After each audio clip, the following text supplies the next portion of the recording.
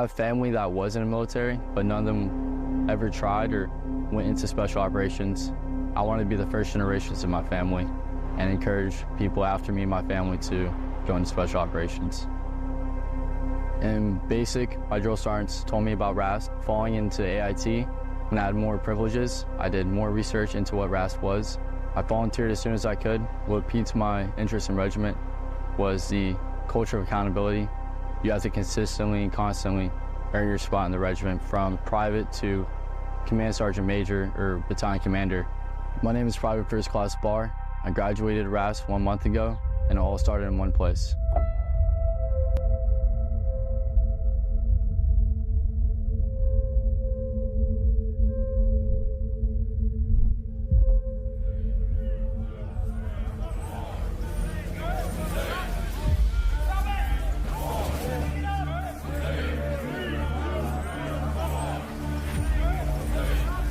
When I came through pre-RASP, a lot of it was standing on the rocks and ensuring that candidates were administratively ready to go to R1.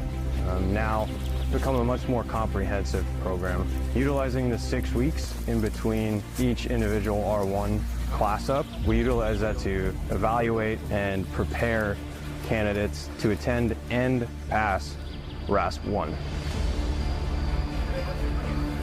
During that time, we will conduct more team events where candidates have to work in an environment that is deliberately designed to challenge them, both individually and as a team. We also prepare the candidates intellectually.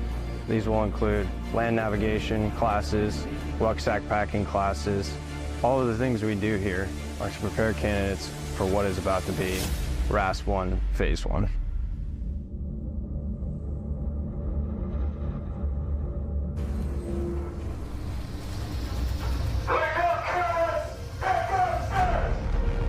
Phase 1 is a relentless onslaught of demanding challenges that test a soldier's physical and mental strength under extreme conditions.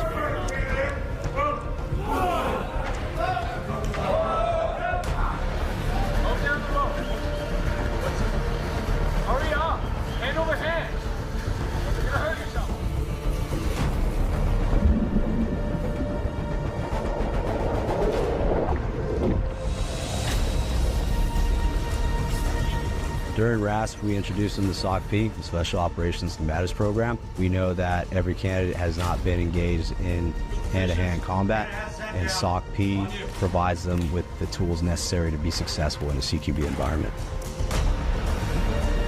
The range of first responder is a point of instruction that the candidates get. It's the assessment of the candidate's ability to quickly stabilize and retrieve a casualty.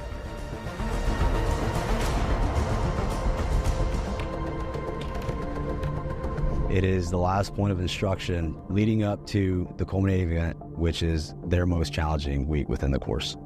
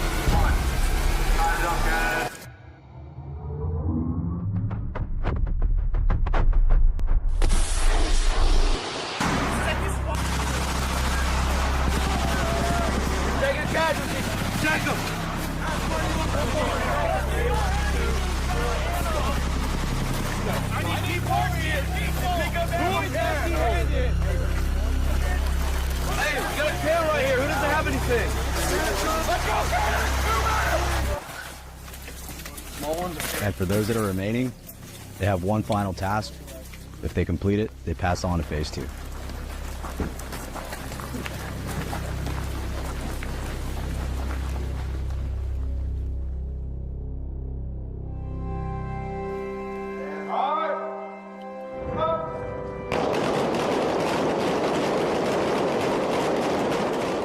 Phase 2 is the second phase of RASP 1, where after we've tested their physical assessment in Phase 1, we now start to introduce them to different skills and really start to test their mental capabilities. The first thing that they're introduced to in Phase 2 is a marksmanship program. For a lot of these candidates, it's the first time they've ever held a pistol, so we really hone in on their pistol skills, as well as touch on basic rifle marksmanship, and even more advanced techniques that they're going to need to know to become a ranger.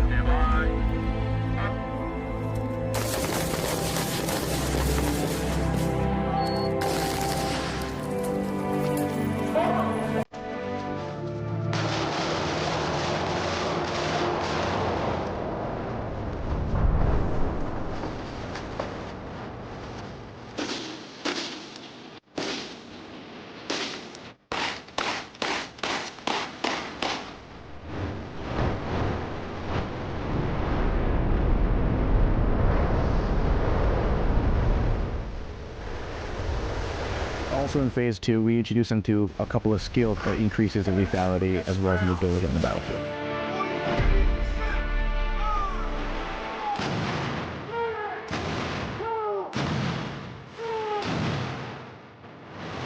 And lastly, before graduation, we bring them into the shoot house. The shoot house is a culminating event between Phase 1 and Phase 2, specifically in the combatives program. But not only are we testing the combatives capabilities, we also want to see the route clearing capabilities, the weapons manipulations, and to see if they have the aggression that it takes to become a ranger.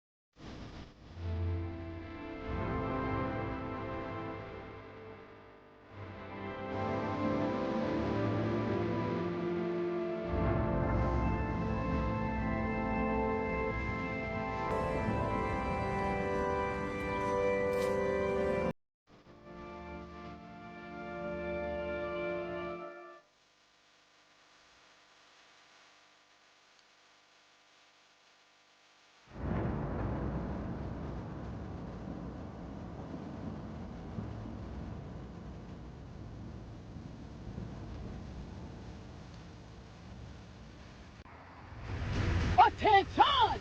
Your mission is to subscribe and beat feet to the next video. Why haven't you done it yet?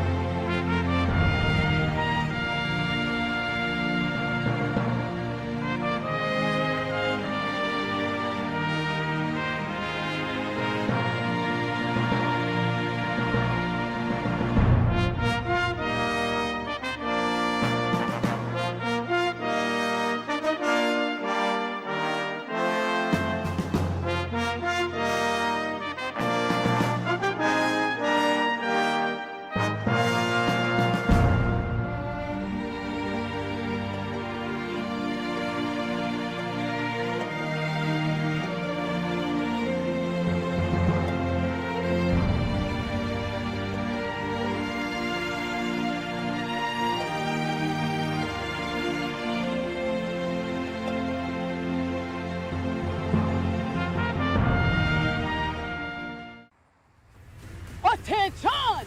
Your mission is to subscribe and beat feet to the next video. Why haven't you done it yet? Hello, I'm Sergeant Sherry. I'm with A Company 187. Right here, we're celebrating the D Series, which is a series of competitions that we'll be doing here at Fort Drum. It dates back and celebrates what a brave men did at 10th Mountain back at Camp Hale, Colorado, back in late March of 1944. Right now, they did it with a 90-pound rucksack. We have approximately, I'd say about 65, maybe 70 pounds of that, but we're gonna get loaded up with ammo later on. So we'll reach that 90 pounds for sure later today. So let's first start off with our skis. We got 2 sets of skis that we'll end up using for cross-country training purposes.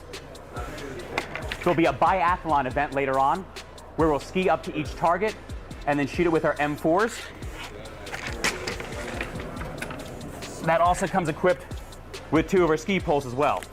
Now here at Fort Drum, we only have about 2 feet of snow on the ground right now. Back when they did it originally in 1944, there was about 8 feet of snow and temperatures reached to negative 30 degrees. Thank God it's a little bit warmer than that today. So in addition to our skis, we got a nice warm trigger finger mittens and also our snowshoes.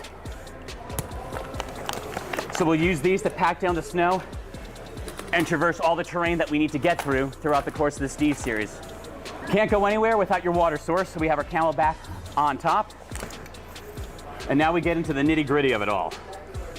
So in our sustainment pouches, we got our poncho, wet wipes because you never know when you're gonna need them, spare gloves, one of our MREs, an extra neck gaiter, because as we all know in the Army, 1 is none, 2 is 1. We got our level 6 Equix over here. This is a, we call it our wet weather tops, but what this does is it acts as a really nice tight seal around the rest of our clothes. So not only is it waterproof, but it keeps in all the extra body heat that we need when it starts to drop even colder. They say tonight's gonna get around 4 degrees. We'll see how cold that really is. Other sustainment pouch, we got a tarp, some fat wood, and dryer lint when we have to start a fire. We're all good to go with that. And of course, our specialized winter MREs. So these are all dehydrated meals. So these winter MREs are all dehydrated meals. So we'll have to add boiling water to these in order to not only heat them up so it heats up our internal core temperature, but also it allows us to pack more calories in and pack more meals once they're dehydrated, and then once the water is added to it, they expand in volume and also caloric intake. So we have 2 of these. This is scrambled eggs. We'll see how Army eggs compare to real eggs. I don't know. So right now you kind of see this, I'm rocking this Christmas Story Ralphie kind of a costume that's kind of stuck in our hands, but we do this though in order to do a fast fit to take our gloves off, drop them so we can either use our hands manually or manipulate different gloves or our weapon systems without having to lose where our gloves go. And it's just 550 cord that strings around the back of our top around to the other side. So we can drop these off and then just get in with it. We got extra winter goggles over here. And these are helpful when you're going through any kind of snow or when the winds start to pick up. We got the dark lenses here. That helps with snow blindness, and that's actually a huge injury that can happen in these nasty terrains. The sun gets so bright, it bounces and reflects off that white snow to the point where you just can't see anything. And eventually it will burn your eyes, and it can lead to permanent damage. But we also have our regular, typical APEL iPro, because it's the Army and you always need that with you. Again, no, Ziploc bags are not part of the packing list, but they keep things from getting snow inside and they insulate just a little bit more. So we've got extra gloves, a spare pair of extra socks that's not inside the actual ruck, it's in another sustainment pouch, because just in case anything happens, you always want your feet to be nice and warm. We got another balaclava and a beanie. So a balaclava kind of looks like just a regular old face mask that goes all around your face. Extra beanie again, because 2 is 1 and 1 equals none. That's what we got for in here. Okay, we're gonna dive now into the deeper parts. You'll notice that we have 2 different bags around this. We have one contractor bag versus our regular Army issued wet weather bag. So we do this just because it's an extra layer of insulation. Sometimes the insulation and the water repellents on these wet weather bags don't always work. Contractor bags are normally a fail-safe. We learned this in Ranger School, but it creates just a better seal and makes sure that your gear is good to go. Because the worst thing that can happen is you get snow inside and everything starts to melt, and then you end up with wetness. So some creature comfort items. We got a balaclava, not a balaclava, just a little shamag, just scarf, just to wrap around for late at night, keeping that extra body heat. And of course, where would we be without extra boots? Again, extra insulating gloves to keep your hands warm.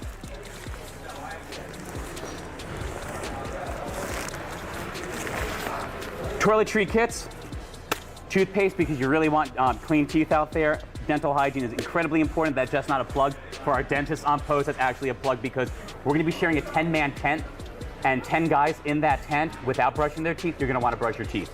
There's also a little bit of deodorant in there too because once again, 10 guys in a tent, you're going to want that. But our ACH for when we shoot and when we ski, and of course, wet wipes. Probably the most important thing in our pack list is going to be our company flag. So a little special shout out and tradition. We are ACO 187, and 187 was part of the original group and battalion when the 10th was originally formed. So the 10th started originally at Fort Lewis, and then later on, when the Mountain Training Center started happening at Camp Hale, Colorado, they moved everyone from Lewis that was skiing out there at Mount Rainier. They moved them all the way back down to Camp Hale, and the 87th was actually one of the original units there. You needed 3 letters of recommendation to get in part of that unit right there. You needed something from either a ski patrol master, a senator, either a congressman, pretty much saying that you were a fit individual, you had outdoor alpine skills, whether it be skiing or mountain climbing, and you also needed one just to make sure that you were a stand-up individual. So knowing those 3 letters of recommendation, that got you in what was known as the 87th. And it's proud to be part of that lineage that dates back all the way back into the 1940s. So we also have silk weights right here because it's a performance top. What it does, it keeps you warm, it acts as a base layer, and it wicks all the moisture away from you so you can still sweat, but you'll stay relatively dry and not get hypothermia. Insoles, because if your boots start to get a little bit wet and you don't want to put on the other dry set of boots, you can just put a new set of insoles in your boots and you're good to go. Again, extra socks, always extra socks. Foot hygiene is one of the most important things you can have out there. We got some extra ear pro right in there. And of course, a windbreaker jacket. There's multiple layers of clothing that we have. They go from level 1 all the way up to level 6. And right now, this is another level that we have. You don't really need it because of all the levels we have, but depending on your discretion and what you do and how bad the weather gets, it always helps to have extra layers of clothes. Now, as you can see, these are, again, all wrapped in Ziploc bags. The importance of those Ziploc bags, again, is to keep everything, A, compact in your ruck, but also dry. I cannot harp on that enough. This is our waffle top and our waffle bottoms. As you can see, it's knit. It's a little bit better than thermal underwear that you have, but it's long johns and long john top, and it's a waffle knit. And as that works, it also creates a better base of insulation on your skin, so you can trap in more body heat and survive the colder elements a little bit better. So we have bottoms for that. We also have a top layer for that. And again, we have, just as we have our over whites here, we have an over white top in case we need that as too. And that's only half of the Mary Poppins bag that we have right now. But it just keeps going. Also over here on the side, we have another sustainment pouch for any time we would need a multi-tool, like a Gerber or a Leatherman. No, we're not necessarily sponsoring them, but these are, I've had for many years, so that's what we keep with me. A lot of guys, they get sentimental when they go out to doing field events. So what they'll do is they'll bring something with them that they've had for a while that brought them good luck. This one got me through swamps in Florida for the Ranger School phase, so I've kind of kept it with me for every field event that we've always had.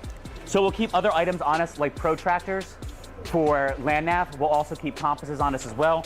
Some of the other neat tricks that we'll have on us, we'll keep a set of what we call ranger beads, and we'll use these to mark distances everywhere we go. And in case you're not familiar with these ranger beads, every 100 meters or so, you're gonna mark off one of these guys down.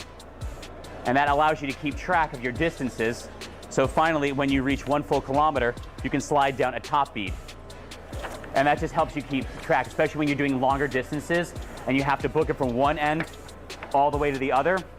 It's an easy way to keep track as opposed to just wandering aimlessly in the snow, like many of us will end up doing today, undoubtedly so. There's two different things I'm wearing around my neck right now. I've got a headlamp on here that has a red lens and a regular white lens.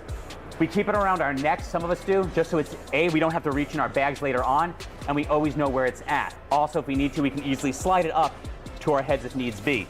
The other thing that's part of this, our pack list, it's called an Arctic necklace. So it'll have a lighter right here, and we used a butane fuel because it's a lower freezing point on this one and it helps start fires better. Also, we have our chapstick because it's important, your lips will get chapped, your cheeks will also get chapped as well, and it's important to make sure that your skin does not get windburned while you're out there because that could also lead to frostbite, which leads to injury and then takes us out not only of this competition, but real world scenario, takes us out of the fight. And we want to make sure that we're ready to go.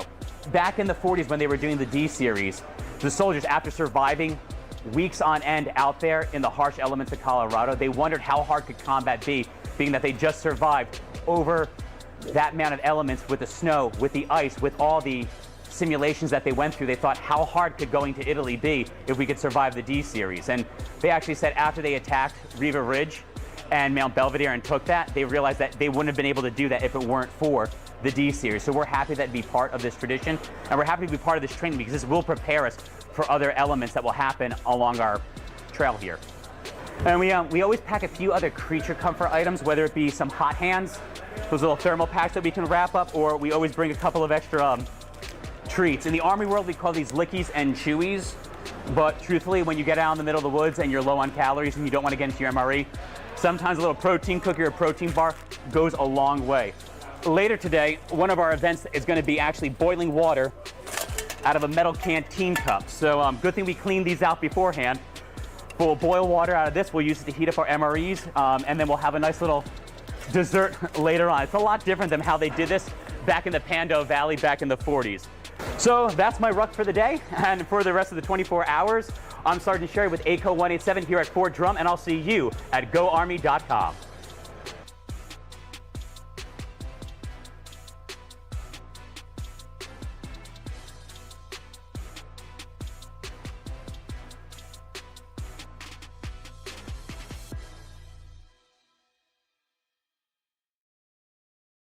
Hi, we're with the Daniel Institute for Veterans and Military Families. We got our start in 2006 with the launching of the Entrepreneurship Bootcamp for Veterans program. We have 5 pillars of operation, being career training, higher education, community service, entrepreneurship, and research. Being that we operate out of Syracuse University, we get all the benefits of being attached to an R1 institute. If you're a transitioning serviceman or woman, probably familiar with our Boost to Business program, which we operate Oconus, and I'm on the entrepreneurship team. So if you're ever looking to own a business, you can go on our website, ivmfsyracuse.edu, for more information. Hi, we are the Tutor.com for U.S. Military Families program. We are a DoD-funded program, and we provide no-cost tutoring, homework help, test prep, and lots more to all military families. That's anyone serving in any capacity, active duty, guard, reserve, and also DoD civilians and all dependents. So our service is available kindergarten all the way through college. So service members can use it, spouses can use it, kids can use it. We have about 4,000 tutors that are available in a virtual classroom 24/7, and we can assist in over 150 subjects. And our tutors are all paid, subject matter experts, background checked, and they go through a very rigorous onboarding process. So it's a safe and secure place for family members and service members to get help with all of their academic stuff. So you can reach us, you can find us at tutor.com/military. That's where you can create an account. And you can also, if you have any questions, feel free to email us at militaryteam@tutor.com. At the Travis Mills Foundation, we support our post-9/11 recalibrated veterans and their families through various programs where we really focus on any of their mental and physical needs. And through that, they get much needed rest and relaxation and reconnection with their families. You can find us and more information about us at the travismillsfoundation.org. And if you or anyone you know that wants to be a part of our family program or our PATH program, you can apply right there on our website. This is the Gary Sinise Foundation booth at AUSA. Our foundation is dedicated to serving the military, veterans, first responders, their families, families of the fallen, and those in need. Today you can come by the table and learn about the wide range of services that the Gary Sinise Foundation offers, everything from mortgage-free smart homes for our nation's most severely wounded to direct financial assistance to those in need. Please check us out at www.garysinisefoundation.org. Thank you. Good afternoon, I'm Randall Holmes with Military One Source. Military One Source, we're a Department of Defense funded program, all free for service members and spouses, their kids to use throughout their careers and then up to 365 days after service as well. Some things that we have that can provide value to service members and family members that they can do their taxes for free through our website. We have free health and wellness coaching. We also have free confidential 9-minute counseling for stress, family counseling, and also for grief loss. And we also have free language translation services of official documents written in foreign language. To access this resource, all a service member or family member has to do is go to our website at militaryonesource.mil to use our secure online chat feature, or they can dial up our 800 number at 800-342-9647, and we're available 24 hours a day, 7 days a week, 365 days a year. Thank you very much. I work for Blue Cross Blue Shield, and I'm here representing the FedVid program.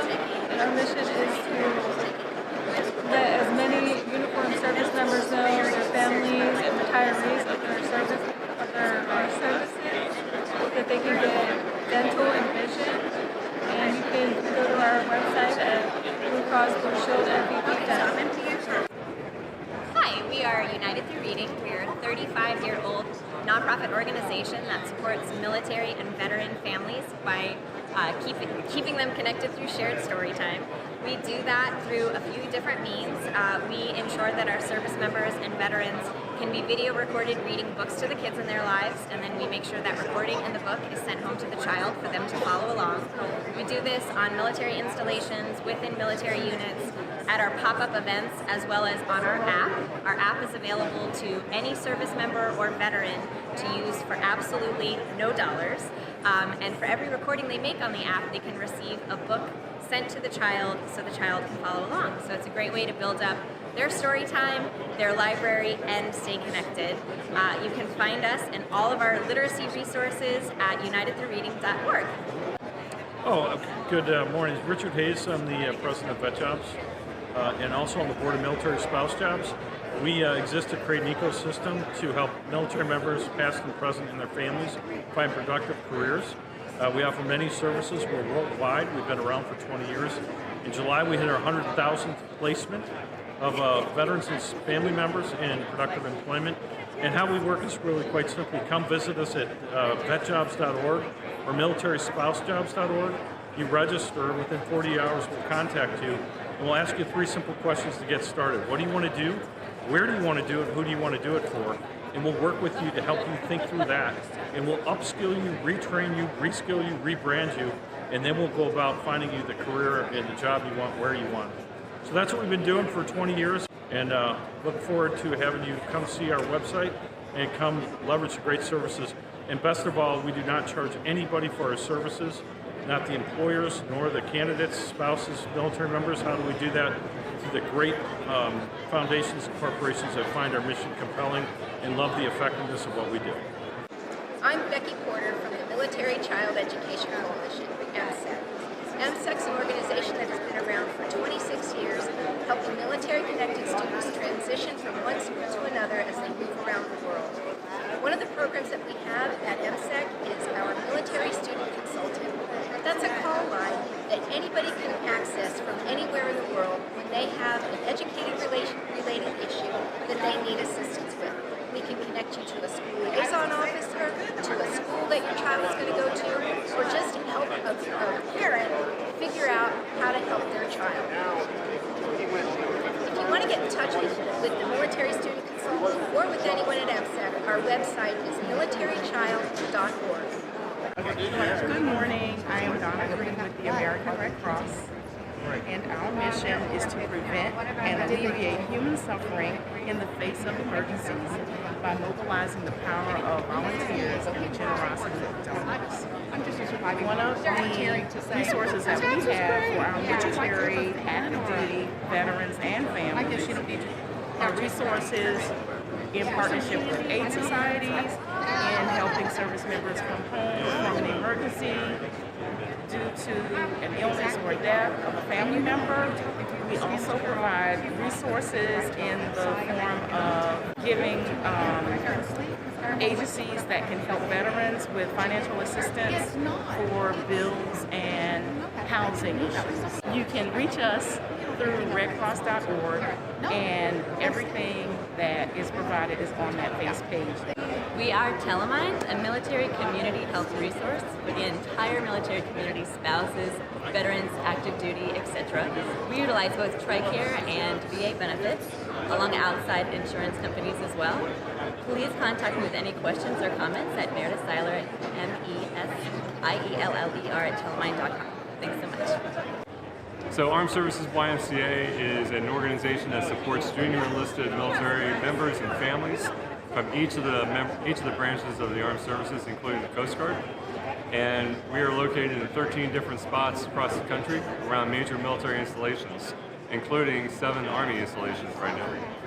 We have programs that provide things like childcare, mentoring programs for military youth, parenting programs, food support programs, and other things that just provide resilience and support to those junior enlisted members and their families, again, at 13 different branches across the country.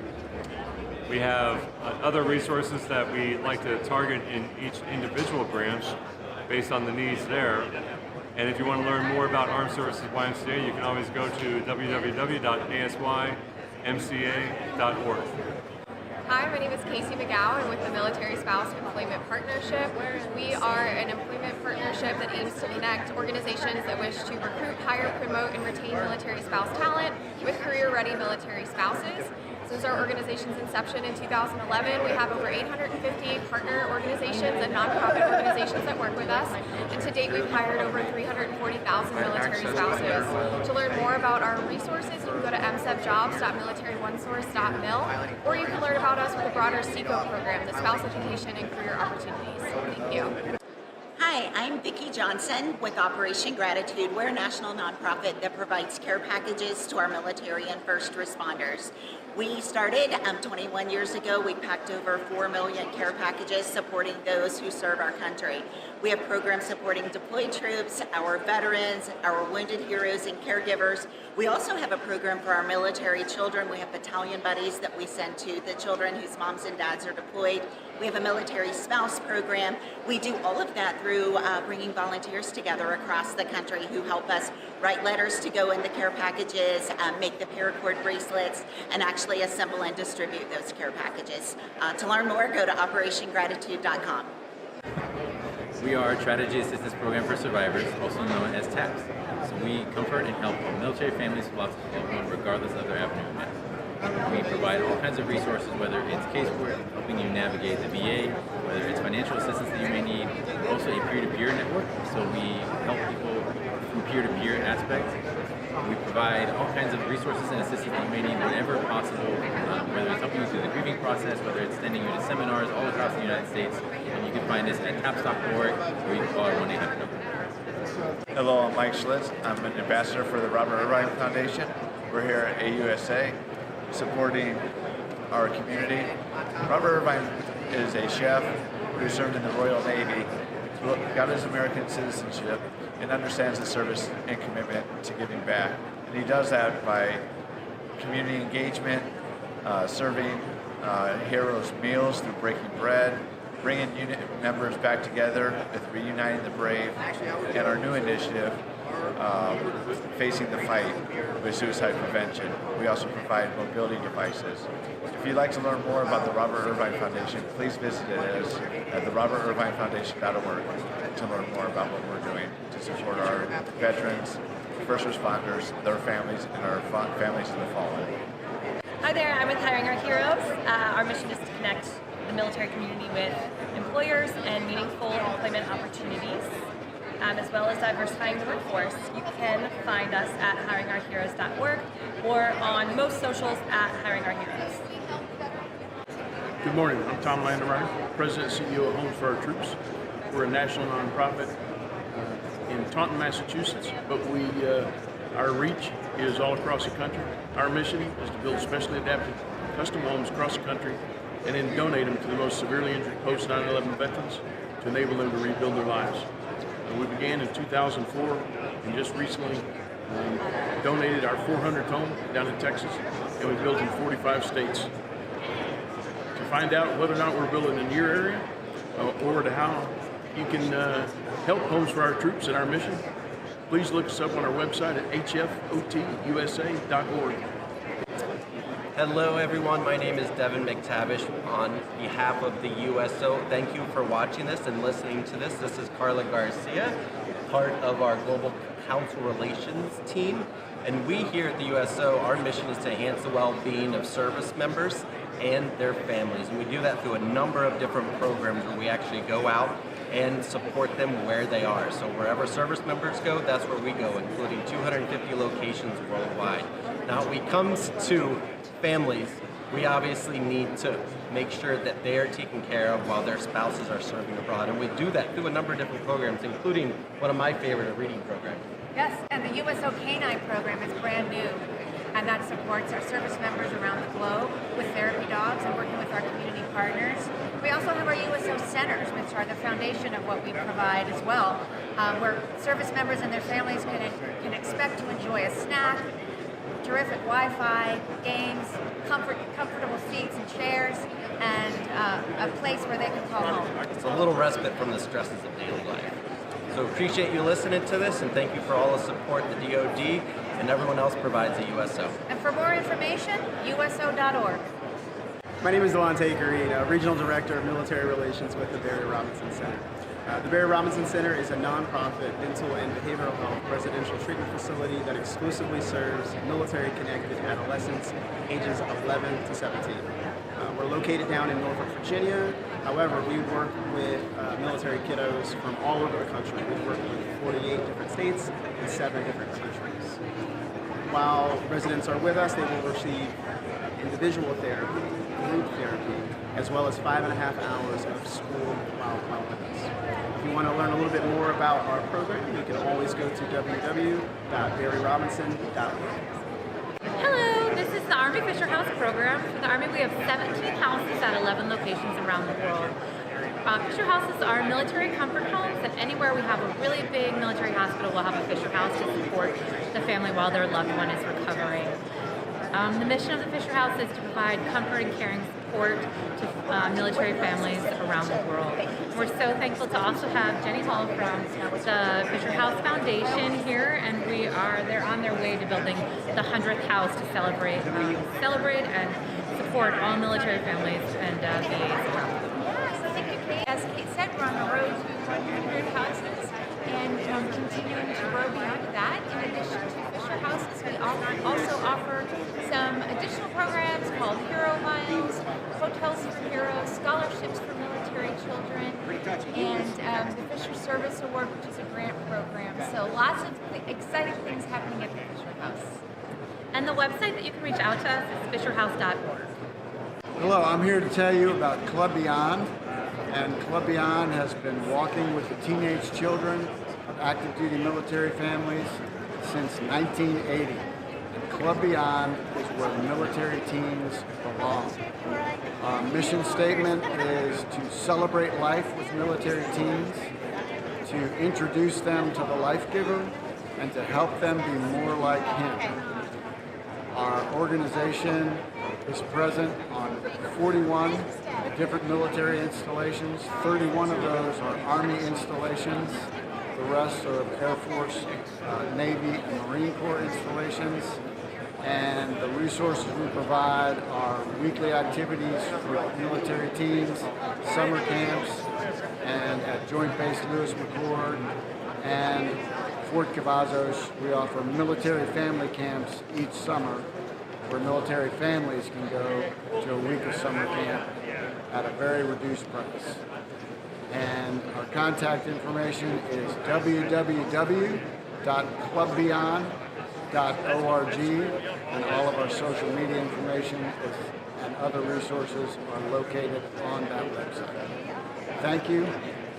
I'm Holly Vega. This is Military Heart Matters. We help the hearts that serve, and our mission is to educate, give resources, and to support our heart community. Any of our families that are veterans, active duty, and their children. We provide different programs like scholarships. We have the Supernova program. That program allows us to be able to give back in the sense of a stroller, a medical stroller, or a medical materials that are not provided through TRICARE or our DoD system. And you can find us on everything, Instagram, Facebook, we have Twitter, maybe one day we'll have TikTok.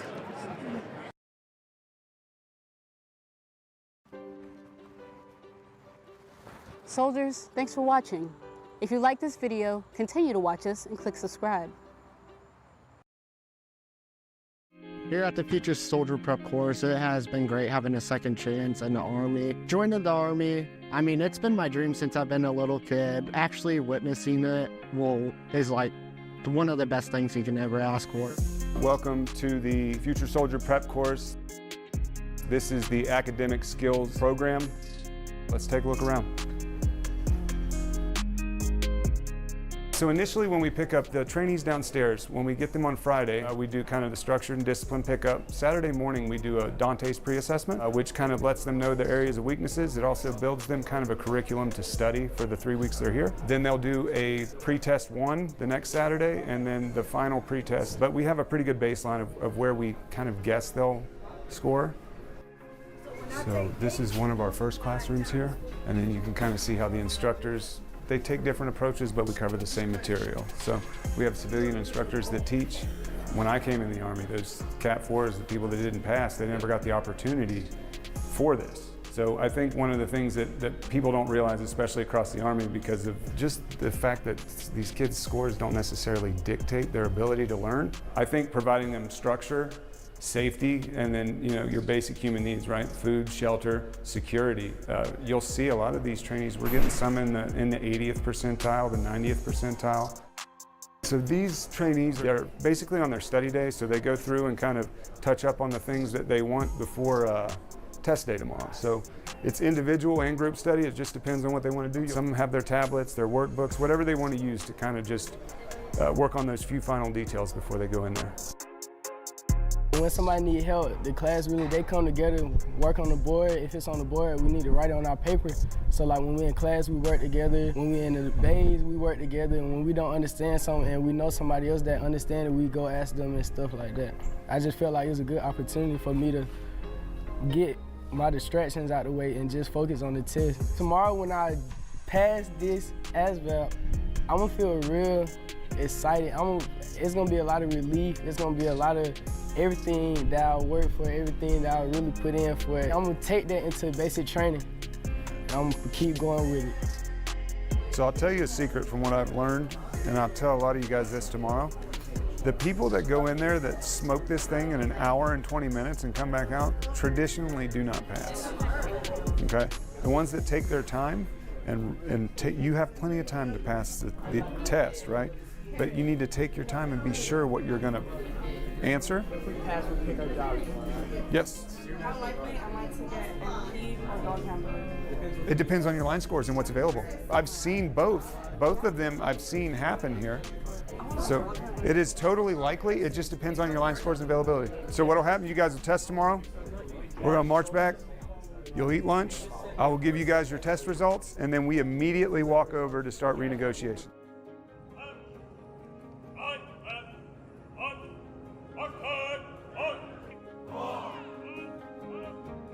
All right, trainees, listen up. You guys better figure this stuff out quick. All right, every one of you out here right now will be moving on to basic training. All right, congratulations. You guys need to take care of yourselves now. Practice standards and discipline and learn this stuff because you're getting ready to move on. Everybody understand? Yes, Sergeant!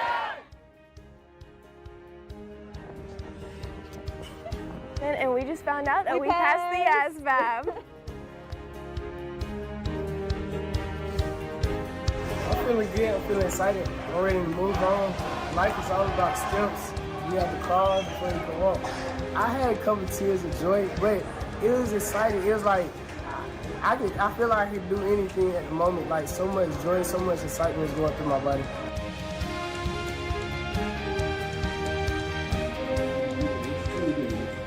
It is an amazing program. It has definitely built me up. It built me up on the physical side and the educational side. It also helps you build your motivation and your self-discipline. So at basic, you have to have the utmost self-discipline, and here they instill it in you, and I'm really happy about that because I know Cinnamon and us, right after we get those breaks in classes, we would do push-ups, we would do sit-ups, we'd do something to just keep going. If anything, thank you All Night program for giving me the emotional, physical, and motivated support to go to basic training.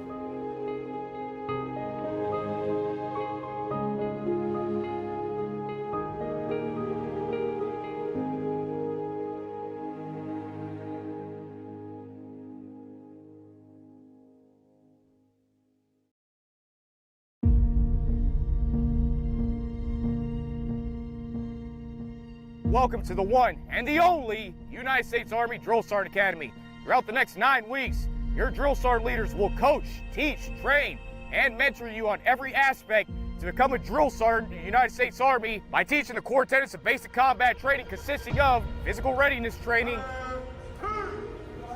drill ceremonies, rifle marksmanship, and warrior tasks and battle drills. Upon your successful completion of these tasks, you will then, only then, hold the honor of turning civilians into soldiers while being known as the United States Army Drill Sergeant. You'll be awarded the campaign hat or the drill sergeant hat, special qualification identifier of X-ray, that of a drill sergeant, and the drill sergeant identification badge. The drill sergeant hat is temporary, but the drill sergeant identification badge remains with you forever after your successful tour and tenure successfully on the trail as United States Army Drill Sergeant. You, operating as a member of a team, is the best way to conquer this academically challenging, mentally demanding, physically demanding, yet rewarding course. Drill Sergeants, you should be prepared for the United States Army Drill Sergeant Academy. Why? Because you're all non-commissioned officers, the backbone of the Army. Drill Sergeants, your strength will be tested both mentally and physically through your drill sergeant leaders. They're the top 0.01% of those non-commissioned officers that have been paneled by a board of nominative command sergeants majors across all centers of excellence, who then select them to serve as drill sergeant leaders. Drill sergeants, you will treat my drill sergeant leaders with the highest degree of dignity and respect, for they have earned their place as drill sergeant leaders and will expect nothing less than that of a non-commissioned officer. With that, drill sergeants, I can promise, which is a combination of promise and guarantee, that they will do the same for you. The torch burning brightly in the center above all else symbolizes liberty, drill sergeants. Only you determine how bright that torch will remain throughout your next 9 weeks to your devotion to duty and commitment to excellence. Last but not least, drill sergeants, there are 3 distinct words inscribed on the scroll at the bottom of the drill sergeant identification badge that drill sergeants past and present and you will hold near and dear at the end of this rewarding course. This will defend.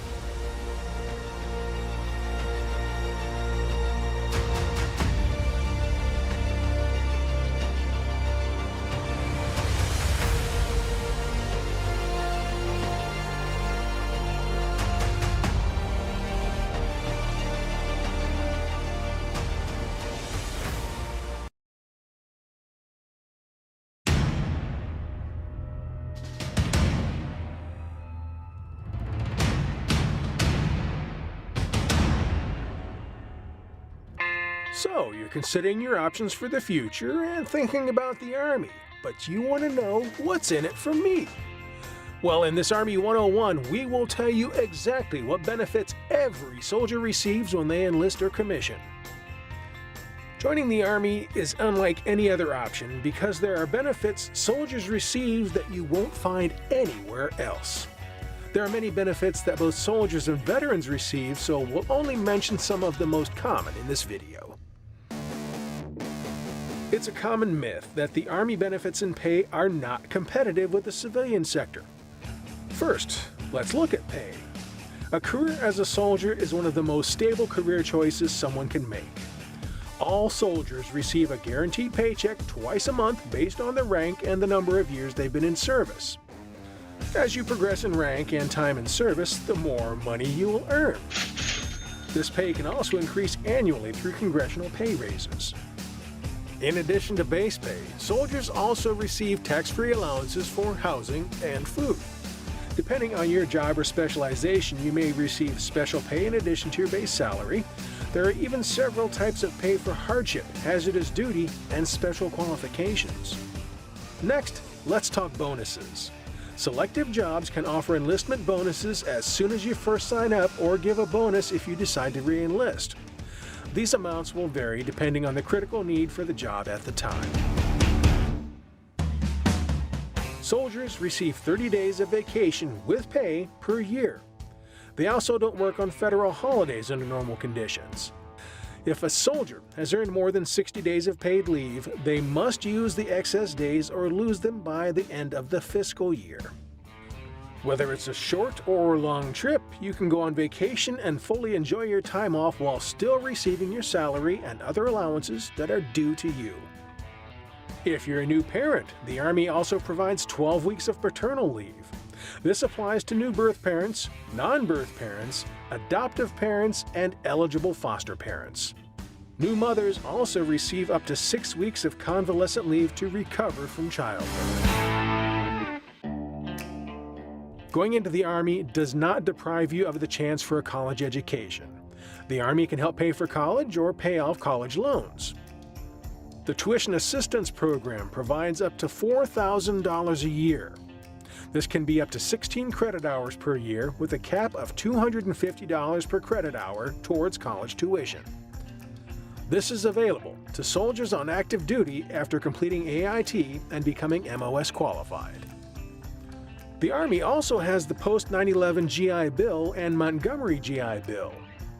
These programs cover 100% tuition and fees for 36 academic months and include a monthly housing allowance and annual book stipend benefit.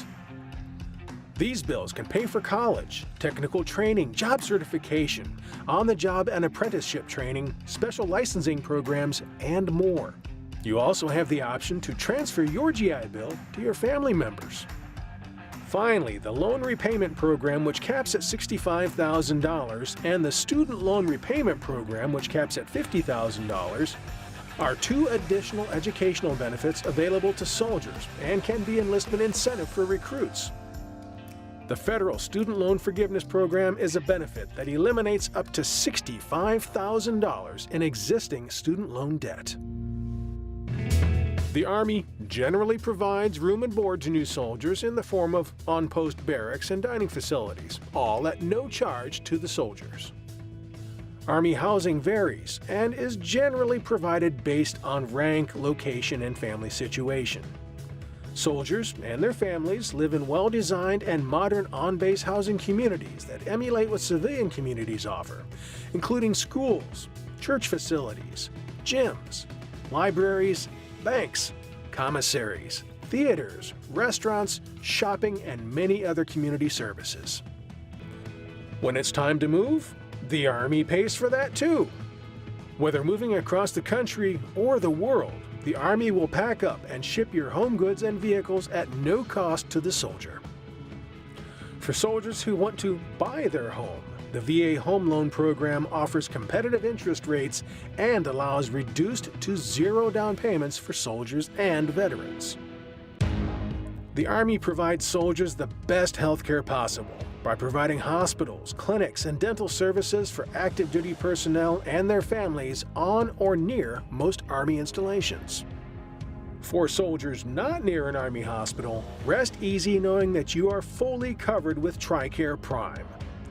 Active duty service members will never pay out of pocket for any type of care within the network for this comprehensive medical insurance program. TRICARE also offers several plans that cover service members and their immediate family members at competitive rates. Active duty soldiers are automatically signed up for service members' group life insurance when they enlist and are eligible for packages between $50,000 to $500,000 in affordable life insurance. There are many other benefits to soldiers, ranging from access to military exchanges and commissaries, child care and youth service facilities, worldwide travel, financial assistance in emergencies, nationwide military discounts, the blended retirement system, a multitude of soldier services, and countless other benefits that open up to you as a veteran through the Department of Veterans Affairs. Perhaps the greatest benefit of all is the experience of service. Through service, you learn self-discipline, earn respect, and demonstrate work ethic.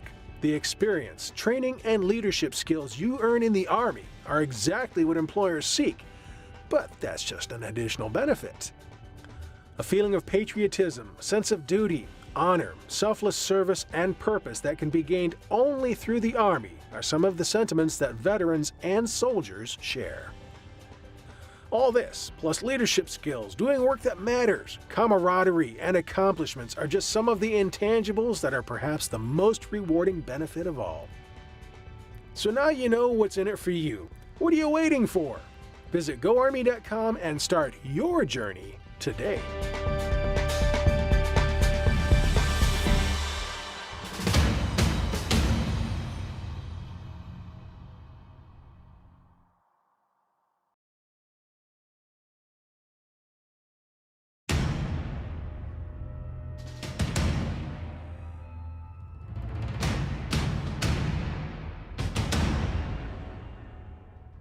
Have you ever wondered what it's like having a career in medicine or the medical field? Maybe you're already in the medical field and are curious how to get more out of your medical career. Well then, you've come to the right place. The U.S. Army Medical Department is among the largest comprehensive healthcare systems in the country. It serves soldiers, their families, military retirees, and their community. Army medical experts, to include physicians, nurses, researchers, and technicians, often use and pioneer the most sophisticated medical technologies and latest treatment modalities. The Army Medical Command is composed of 8 corps: Army Medical Corps, Medical Service Corps, Medical Specialist Corps, Veterinary Corps, Army Nurse Corps, and Army Dental Corps, Enlisted Corps, and the Civilian Corps. Each medical corps has specific functions to build a total integral Army medicine team to provide the expertise both near and far to maintain the U.S. Army's high standards in combat-ready care. The Army Medical Corps contains over 40 specialties, from internal medicine and neurosurgery to pathology, anesthesiology, and psychiatry. Army Medical Corps physicians practice in 3 main areas: operational medicine, clinical medicine, and research medicine. The Medical Service Corps is the most diverse branch of the U.S. Army. This corps is home to medical administrative, scientific, and provider specialties, from direct patient care to management of the U.S. Army's health service system. Disciplines include behavioral sciences, health services, laboratory sciences, optometry, pharmacy, podiatry, and preventative medicine. Next, we have the Medical Specialist Corps, where there are 4 distinct specialties to provide complete care through the day-to-day wellness, recovery, and increased quality care, and include physical therapists, occupational therapists, clinical dietitians, and physician assistants. The Veterinary Corps conducts and oversees all Department of Defense veterinary service activities. Army Veterinary Corps officers are responsible for preventing contagious and zoonotic diseases, providing care to military working dogs, caring for ceremonial horses, treating family pets, and even supporting human-animal support programs at military hospitals. The Army Nurse Corps represents more than 11,000 soldiers dedicated to providing high-tech, quality health care for military personnel, their families, and military retirees all over the world.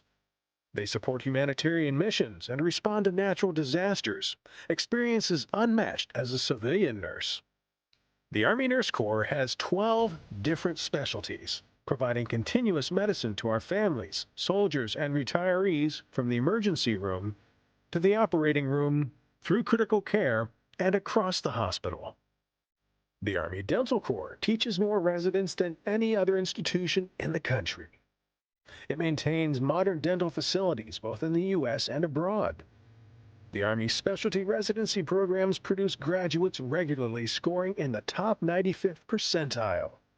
The Army Dental Corps offers 10 specialties, taking you from the teeth to the forensics in dentistry.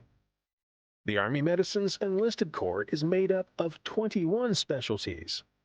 These specialties often translate to or beyond the military professional equivalent. The Enlisted Corps is critical to the Army's success as they vastly outnumber all the other medical corps and are often where their soldier brethren are.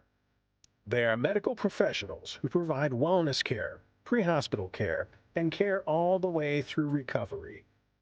It is the second oldest corps in Army medicine, established to ensure timely care in any environment. As a member of the Army healthcare team, you'll receive benefits that you won't be able to get in a civilian career. Feel inspired with great case diversity and over 40,000 visits coming into the U.S. Army military treatment facilities and across our installations around the world every day. Travel abroad to provide medicine to and work with allied nations. See and study diseases, injuries, and illnesses that are not usually encountered in the civilian sector. Practice medicine as a team, for a team, with fewer limitations by treating patients not on their ability to pay, but by the treatment you see necessary. The U.S. Army Medical Department is one of the few places in the world where comprehensive patient care is the top priority. This comprehensive patient care is achieved through investing in the medical professionals at every level across the force. For example, the Army will fund medical school for those aspiring to serve through the U.S. Army's Health Professions Scholarship Program. You can graduate from medical school debt-free, earn $2,400 monthly allowance or more, and receive a $20,000 sign-on bonus. These benefits are offered in exchange for your commitment to serve as an Army Medicine team member. This is a team integrated across the U.S. Army, where you'll foster health and strength through caring for the well-being of America's Army at home and abroad. So whether you're looking to become a paramedic, nurse, doctor, or other medical profession, or you already are well into your journey, the U.S. Army Medical Command has something for you. Enjoy the deep satisfaction of performing an important service for your country. Make not only a profound difference on the lives of soldiers in the Army, but in the lives of their families, friends, and the general public.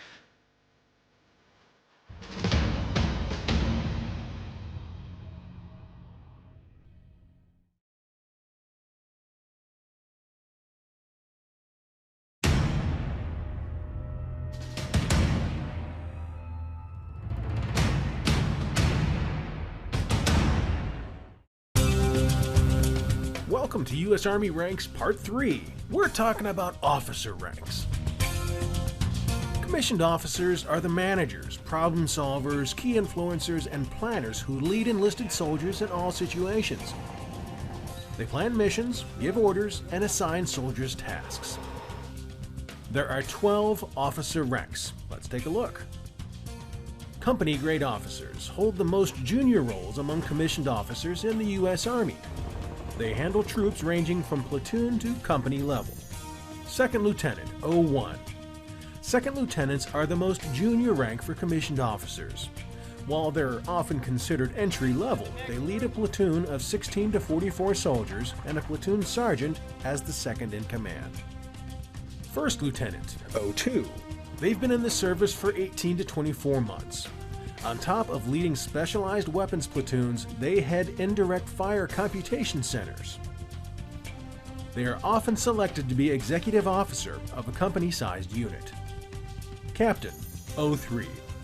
They serve as unit commanders for a company composed of 3 to 5 platoons or 60 to 200 soldiers.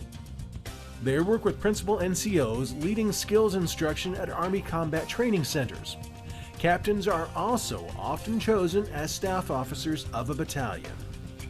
Field grade officers play a huge leadership role in the U.S. Army. They hold considerable responsibilities, such as advisors, instructors, and leaders of most military operations. Major, 04. Majors serve as the task force commander and staff officer at a brigade level unit. They play a key role in the Army's personnel, intelligence, signal, logistical, and operational missions. Lieutenant Colonel, 05. They oversee battalion-level units of 300 to 1,000 soldiers. They work closely with Command Sergeant Majors as the principal NCO assistants for combat arms, combat support, and combat service support. Lieutenant Colonels also serve as staff officers at division and higher.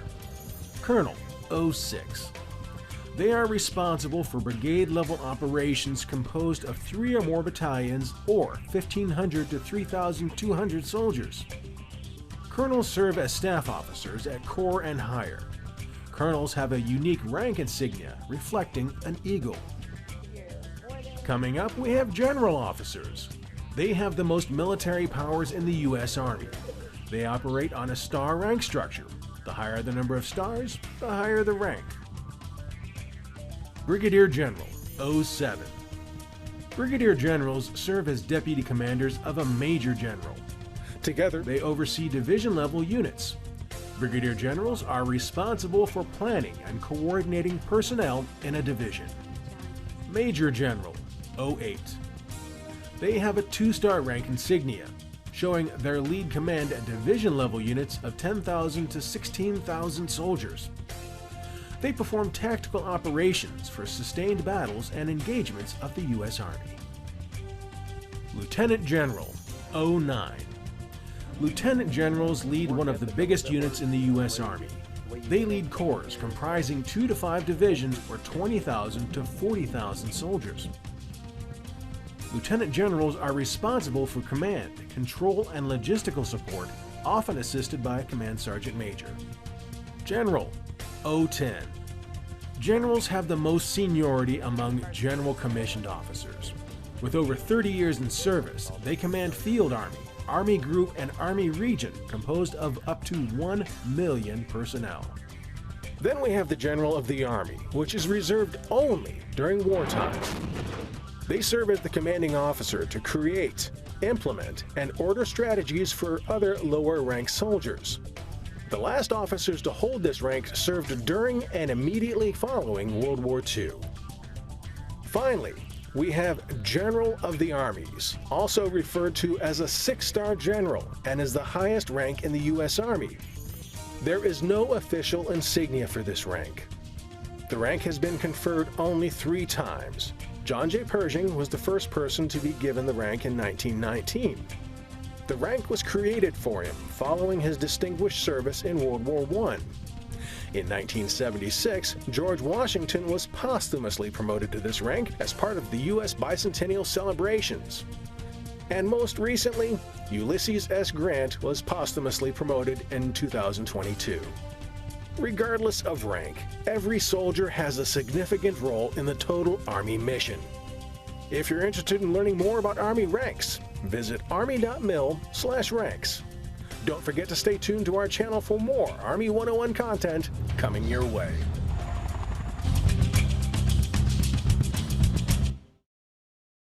That's it. That's the end of the video. But don't worry, there's more just like it. Do yourself a favor, hit that subscribe button below to watch more U.S. Army content. And when you're done with that, drop and give me 20.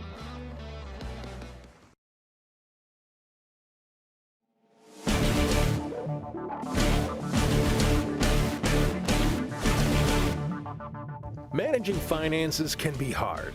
Did you know the Army has several resources available for soldiers and family members who want to be more financially stable? Today, we'd like to share everything you need to know about financial readiness resources available to soldiers and family members. Financial literacy is important and can directly impact mission readiness. If soldiers can take care of their financial means, they can take care of their families and allow them to focus on their mission and work performance. And we want to enable soldiers to succeed at life. Service members are required to take financial readiness program training at key milestones in their careers that will enable them to make informed decisions on what to do with their finances. But there are many more tools available. Army Community Service also offers free, confidential counseling services, education, and emergency assistance with credentialed financial counselors, and can assist you with money management training. Want to plan and invest for the future? Then the Thrift Savings Plan may be for you. It's a retirement savings and investment plan for federal employees and members of the uniformed services. The government will even match some of your contributions if you're under the blended retirement system. For more information, visit www.tsp.gov. Army Emergency Relief can also provide financial assistance through zero-interest loans, grants, and scholarships. Visit financialfrontline.org to learn important financial management skills through interactive tools, videos, and resources. Resources for leaders are also available in the Economic Security Toolkit on financialfrontline.org, where leaders can learn how to support the financial needs of your soldiers to support mission readiness. Learn about spending plans, reducing debt, the blended retirement system, and so much more. There are 4 ways you can get connected to these resources. 1. Go to financialfrontline.org and click through the self-help products and resources. 2.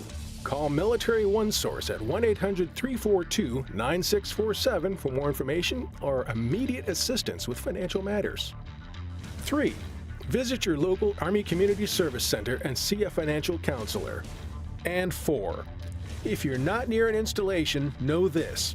All active duty, National Guard, and Reserve service members, their family members, and survivors are eligible to receive no-cost financial counseling services.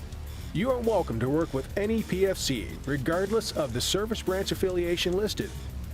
Use the PFC locator at https://finred.usalearning.gov/PFC-map to find the nearest location. Training's available online, face-to-face on your installation, or group training with a credentialed financial counselor. One of the Army's initiatives is amplifying its financial readiness resources. This initiative aims to provide soldiers and their families with comprehensive support. The Army provides all these tools and resources so soldiers and their families can better assess and understand their financial well-being.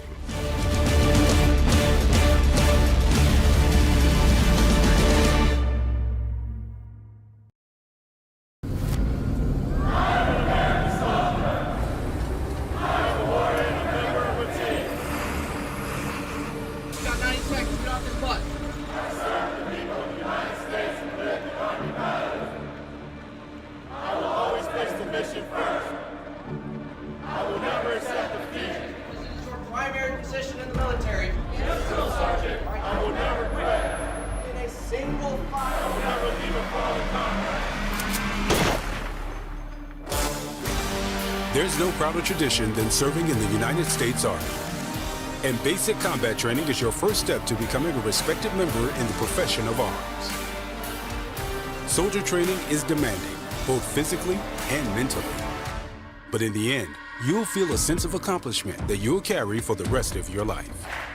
During this 10-week training process, you'll learn important Army values, traditions, and skills, such as teamwork, discipline, proper military dress, land navigation, rappelling, and weapons handling.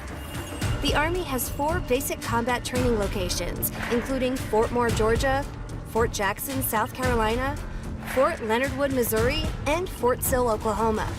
Your training location is determined by your specific Army job, which you'll learn in the Advanced Individual Training phase. And those trainees on track to become officers will go on to Officer Candidate School at Fort Moore after completing their basic training. For all trainees, most nights are spent in the barracks, and every recruit is assigned a bunk and a locker. The only times you don't stay in the barracks is during an overnight field exercise. 3 hot meals are provided each day during basic training at the On-Post Dining Facility, or DFAC. The DFAC offers a variety of nutritious food, which will help keep you energized during your tough physical training. Phone calls are limited during basic training and are at the discretion of the drill sergeant. Packages with treats and snacks are discouraged. However, letters between family and trainees are highly encouraged. After you arrive at your designated training location, you'll spend your first several days in reception.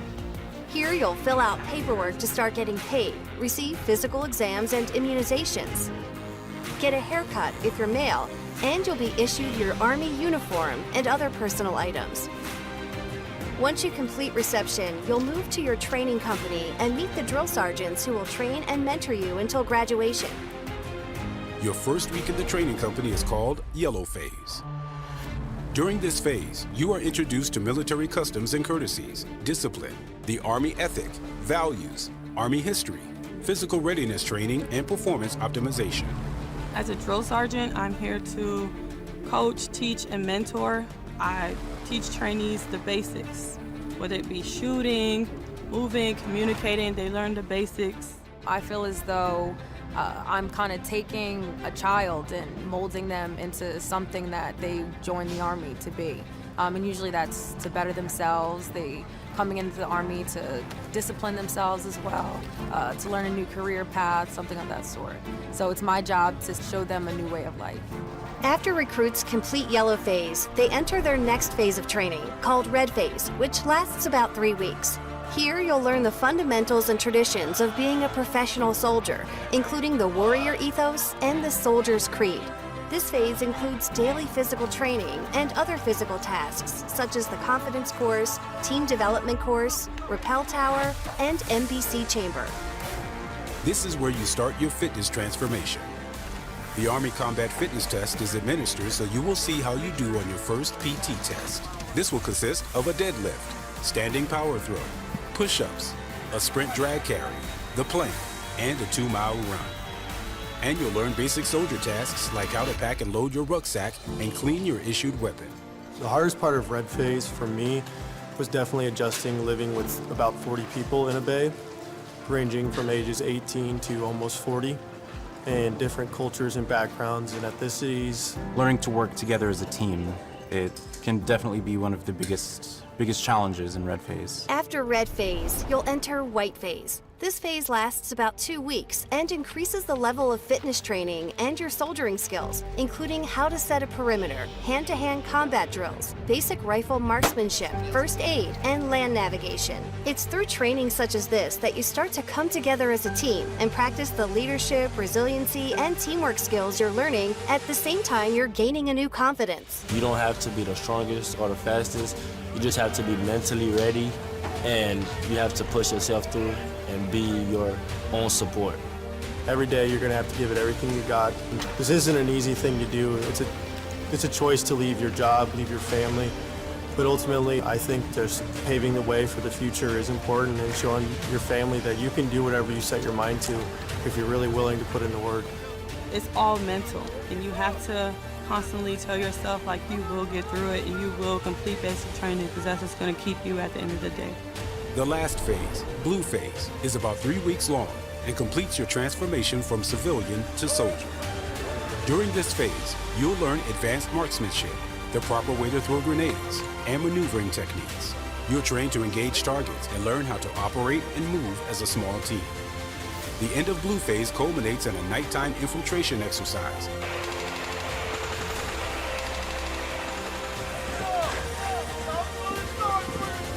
And a 10-mile road march. This time is also where you will receive your U.S. Army badge, which will be worn on the left shoulder of your uniform and your black beret. The importance of this ceremony is to be able to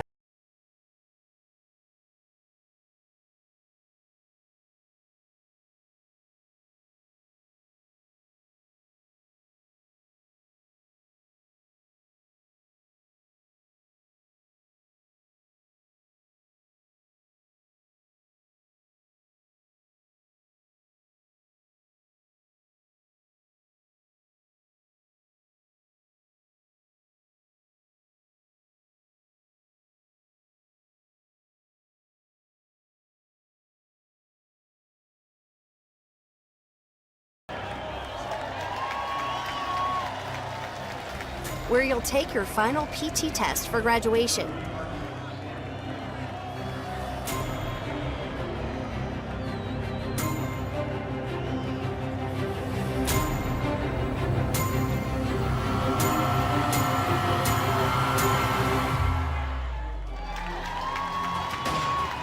but this time also includes Family Day in addition to the graduation ceremony itself. You'll also spend time out processing and preparing for the next phase of your Army career, which is your advanced individual training.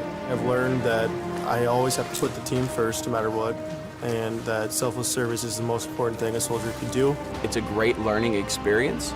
It instills discipline, and I think it's overall really beneficial for society as a whole. Basic training is not going to be easy. It's not made to be easy.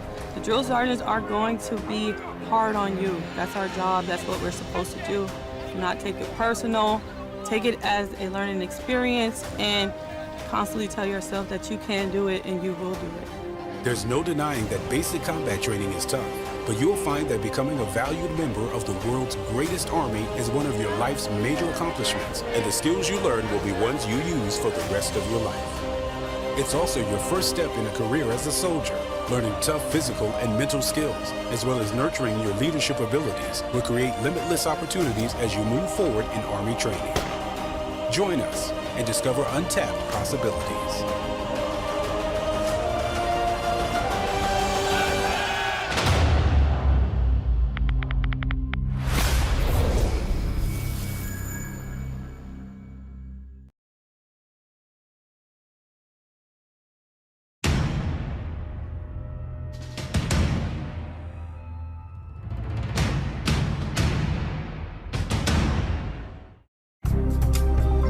Welcome to U.S. Army Ranks Part 2. Who are adaptive technical experts, combat leaders, trainers, and advisors? If you guessed warrant officers, then you're right. Warrant officers can and do command detachments, units, activities, vessels, aircraft, and armored vehicles, as well as lead, coach, train, and counsel subordinates. However, the warrant officer's primary task is to serve as a technical expert, providing valuable skills, guidance, and expertise to commanders and organizations in their particular field. There are 5 ranks for warrant officers. Let's take a look.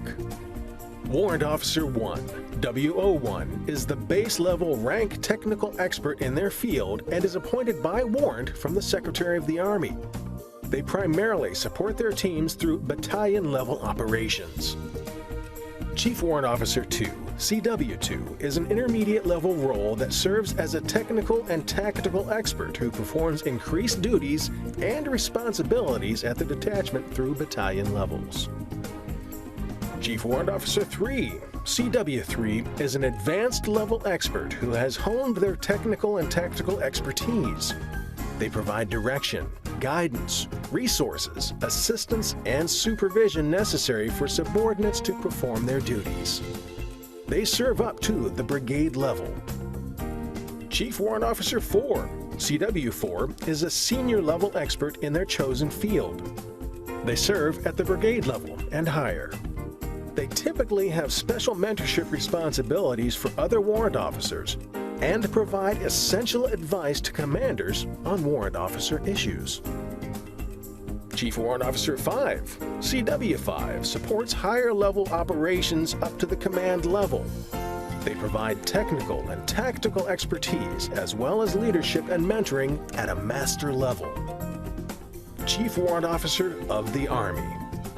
Through progressive levels of expertise and assignments, training, and education, the warrant officer administers, manages, maintains, operates, and integrates systems and equipment across the full spectrum of operations. If you're interested in learning more about Army ranks, visit army.mil/ranks. Don't forget to stay tuned for Part 3 on officer ranks.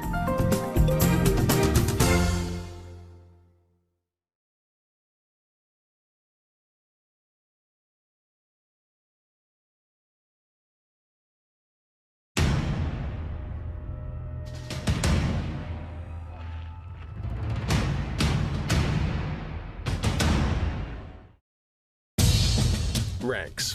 What do they mean? What's it all about? Let's find out in this 3-part episode. Army ranks provide a system of leadership that indicates a soldier's level of expertise, responsibility, and authority inside that profession. First, let's talk about the enlisted ranks. Enlisted soldiers are the foundation of the Army. They have specific specialties within an Army unit, perform specific job functions, and have the knowledge that ensures the success of their unit's current mission within the Army. There are 13 ranks. You'll notice that each rank has an E number. This denotes their pay grade. Private, E1, is the most junior rank. Most soldiers receive this rank during basic combat training. This rank does not carry an insignia. Private E2 is the second most junior rank and the first promotion most enlisted soldiers can earn after completing basic combat training. The private's job is to apply the new skills and knowledge learned during basic training and to continue to learn how to follow orders given by their higher-ranked supervisors. Private First Class, E3. Soldiers are generally promoted to this level within a year by request of a supervisor. Their primary role is to carry out orders and complete missions. Specialist E4. Specialists can manage other lower-ranked enlisted soldiers. A soldier can be promoted to this rank after serving a minimum of 2 years and attending a training class. Recruits with a 4-year degree may enter basic combat training as a specialist. Corporal E4. Corporals are the base level of the non-commissioned officer or NCO ranks. They serve as team leader of the smallest Army unit and are responsible for individual training, personal appearance, and cleanliness of soldiers. Sergeant E5. Sergeants typically lead a fire team of around 5 soldiers. Sergeants oversee soldiers in their daily tasks and are expected to set a standard for lower-ranked soldiers to live up to. Staff Sergeant E6. Staff sergeants lead a squad made up of 8 to 16 soldiers. Often, staff sergeants will have 1 or more sergeants under his or her leadership. They are responsible for developing, maintaining, and using the full range of a soldier's potential. Sergeant First Class E7. As key assistants and advisors to platoon leaders, Sergeants First Class generally have 10 to 15 years of Army experience. Master Sergeant E8. Master Sergeants are the principal non-commissioned officers at the battalion level and higher. First Sergeant E8. First Sergeants are the lifeblood of a company. They're providers, disciplinarians, and counselors. In addition, they also instruct other sergeants, advise the commander, and help train all enlisted soldiers as well as assist officers at the company level. Sergeant Major E9. Sergeants Major are the subject matter expert in their technical field, primary advisor on policy development and analytical reviewer of regulatory guidance. They serve as the senior enlisted advisor to primary staff officers at the battalion or higher. Command Sergeant Major E9. Command Sergeants Major are senior enlisted advisors to the commanding officer. They carry out policies and standards and advise the commander on the performance, training, appearance, and conduct of enlisted soldiers. Their opinions matter. Sergeant Major of the Army, E9. There is only one Sergeant Major of the Army. The SMA oversees all non-commissioned officers.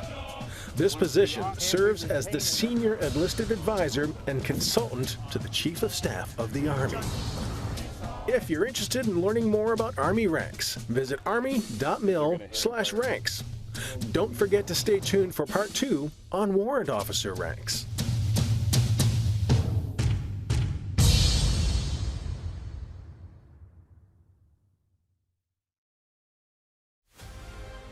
It has been 1 year since the Army established the Future Soldier Preparatory Course, helping prospective soldiers overcome physical and academic barriers to service and meet or exceed the Army's enlistment standards.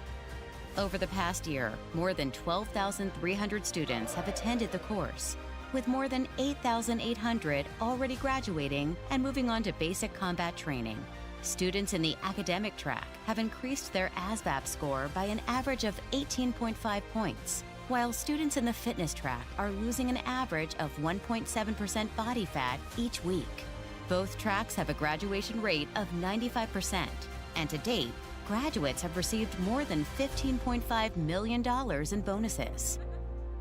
I joined the Army because I wanted a new experience and also to better myself both physically and mentally. I kind of suck at taking tests. I get nervous and things like that. It kind of put pressure on me. I'm actually an example of someone who didn't lose any weight but lost body fat percentage and inches. So they tell you right off the bat it's not a weight loss program, and that's true. I started my ASVAB score with a 38 and my MOS was 91 Bravo, which is a wheeled mechanic. I was able to increase my score by a 90, and I changed my job to a 68 Whiskey, which is a combat medic, and had a bonus of 7,500 with airborne school. I have seen positive results. I've lost an inch of my waist. I lost about like 10 pounds, and I feel like I'm constantly getting stronger every day. Not only does it teach you about fitness and nutrition, but also like how to address drill sergeants, just how to be a soldier versus a civilian. I feel good. I feel accomplished. After being here for about 4 months, I feel like this is something that's really good for me and that I improved a lot over these last 4 months, from being in the civilian world to the Army world. Sets you up with literally the formula for success. You just have to be open-minded and trust yourself and do it. I would tell them if they have any doubts about joining, to ask themselves, do they not want to join because they know they can't do it, or because they're comfortable in where they are now and don't want to take up the challenge? To learn more about the Future Soldier Preparatory Course and how you can be all you can be, visit GoArmy.com or your local recruiting station today.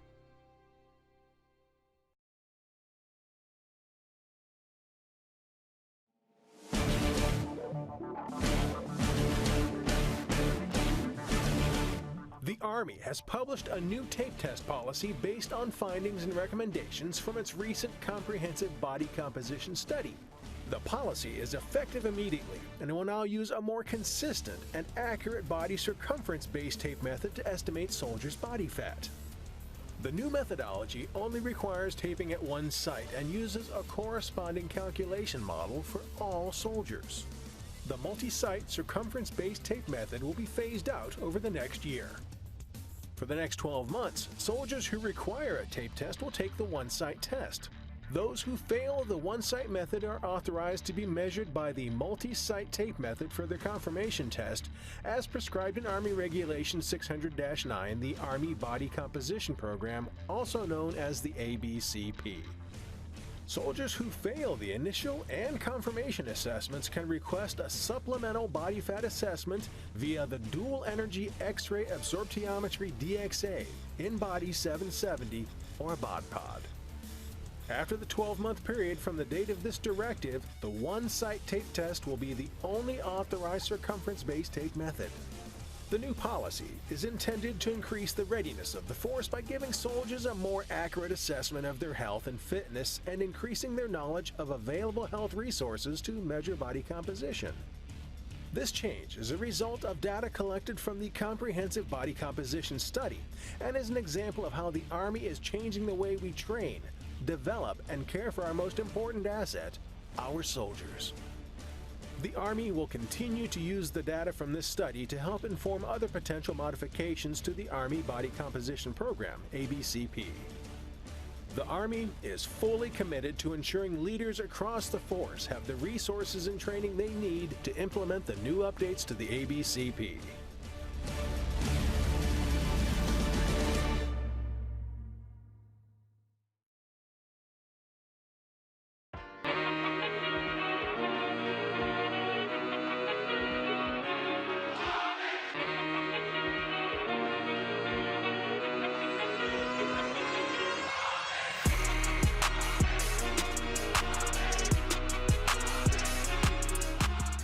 Airborne is designed to deliver a large amount of soldiers to a point in the ground behind the enemy lines in order to seize airfields and other key points of terrain in order for the tactical mission to be executed. Most soldiers come to airborne school and they will have a fear of heights.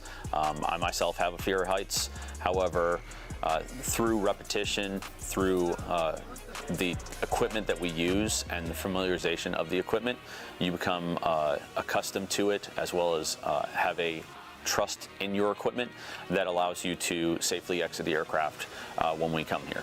So it's important to enforce the standards and enforce the basic discipline because this is a high-risk training environment. Airborne operations is a high risk inherently. We want to ensure that the jumpers can not only execute the training to safely deliver them to the ground, such as proper body position, proper landings, but also to ensure that they control their static line, not only for their own safety, but for the other jumpers in the air. That way we can minimize the risk of this operation to the fullest. The mock tower teaches how to exit a group of paratroopers on one exit, one after another, to safely exit the aircraft en masse. We bring in the 250-foot tower that allows the jumper to get a sensation and orientation to 200 feet above the ground, which is where they will pull a slip to slow themselves during descent. And then we reinforce techniques learned in Ground Week with parachute landing falls and making impact with the ground. It then is concluded with Jump Week. Jump Week is the execution of 5 jumps from an aircraft, either a C-130 or a C-17. Once they are complete with their 5 jumps, they will go on and graduate to their airborne unit. I started off as airborne in the beginning of my career, and I'm now back here toward the end of my career. And to be able to pass on and oversee the training of airborne school, it makes me very proud to contribute to the heritage that we have here.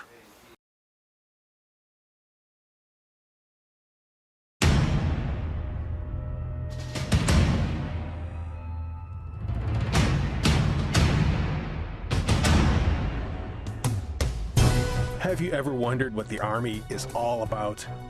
Well, listen up and let's find out. The U.S. Army is one of the largest and most respected military organizations in the world. But what exactly is the Army responsible for, and what are the differences between its components? First, let's talk about the active Army. This is the full-time component of the Army responsible for maintaining combat readiness and defending our nation. There are 2 paths in active duty.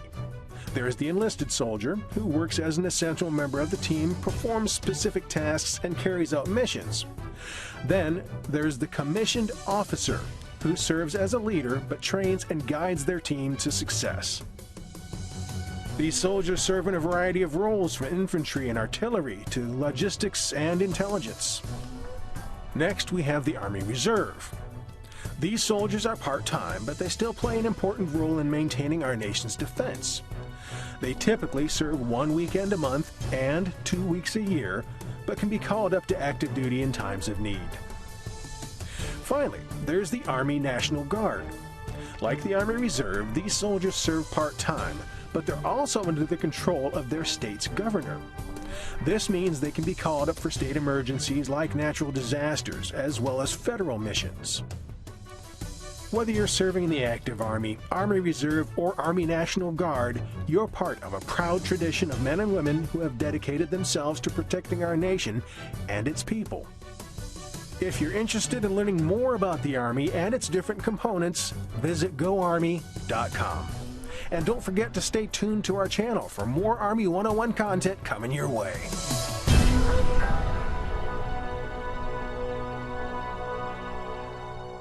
That's it. That's the end of the video. But don't worry, there's more just like it. Do yourself a favor, hit that subscribe button below to watch more U.S. Army content. And when you're done with that, drop and give me 20.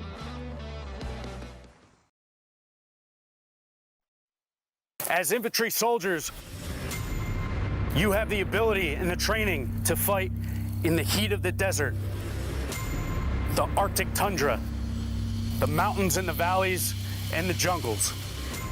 You're going to turn your main parachute in. It is the infantry who is called to fight. Once they get off the bus, here for more, is getting that initial gut check reaction. 3, 2, 1. That first day that they come on to Sand Hill on Fort Moore, they get introduced into what is called the first 100 yards. There are team-based events where we'll all run through together as a team and show that teamwork is what continues to drive the Army. So starting off when we got off the bus, we were highly motivated individuals, and we ran 100 yards. After that, we were introduced to all the cadre and everything, and then we were brought to a whole bunch of events where we did it with our platoon. So starting off, we had a relay race with the first aid mannequin, where the first team to finish that as well won that. And then following that, we had a tug of war. And then lastly, we were introduced to the first 100 and the history about that. I mean, the first 100 come from World War I, where infantry soldiers came out the trench and they worked together.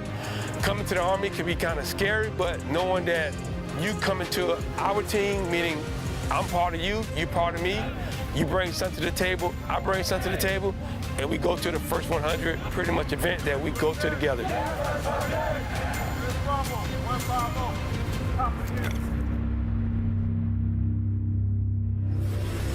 So OSIT is one station unit training. So generally for other MOSs, they will go through what is called basic combat training and follow on to a different duty station or a different unit where they will continue advanced individual training. However, here we are a special MOS where we have them from the day they begin their Army career until the end of their advanced individual training, which consists of 22 weeks. Hi, I'm Private Jenna Lowry. I just experienced the gas chamber. We learned the command of when there's going to be gas. Gas, gas, gas, 3 times. And then we hold our breath and close our eyes for 9 seconds and seal our gas mask on. It just tests your limits. You don't think you can do it, but then once you set your mind to it, it's like a great accomplishment. When you turn green and actually become a soldier, and you get into OSIT, you know, your drill sergeants go from drill sergeants to mentors. They start teaching you a lot more. They teach you how to become an infantry soldier. They teach you everything that you need to know before you get to the line. So when you get to the line, you're squared away, and your team leaders and your squad leaders, they see that, oh, okay, we have a great product on our hands, and that this is our best trained soldier when it comes to us going to war. We have a great product.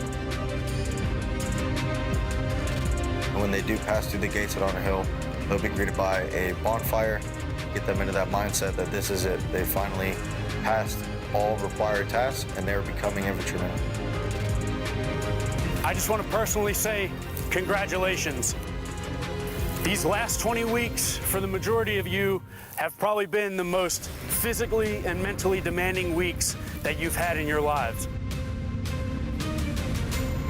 Now, the cross rifles that you've received are not just a simple piece of plastic. Those cross rifles represent much more. As infantry soldiers, you have the ability and the training to be airborne infantry, light infantry, striker, and fight on a Bradley vehicle. It is the infantry who is called to fight. And to finalize, I just want to say again, congratulations from me and the cadre. 2 more weeks left. We just need to push through and finish strong, and we'll get to graduation. Attention!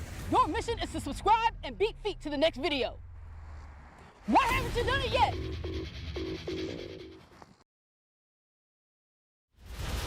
The Army has published a directive outlining an Army body composition exemption for exceptional performance on the Army Combat Fitness Test. Effective immediately, all soldiers who score 540 or more on the ACFT, with a minimum of 80 points in each event, are exempt from the body fat assessment outlined in AR 600-9.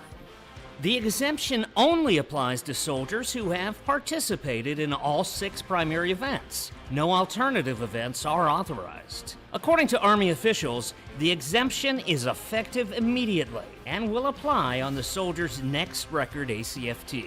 The exemption is valid until the next record ACFT, not to exceed 8 months for regular Army and AGR, and 14 months for Army National Guard and Army Reserve components.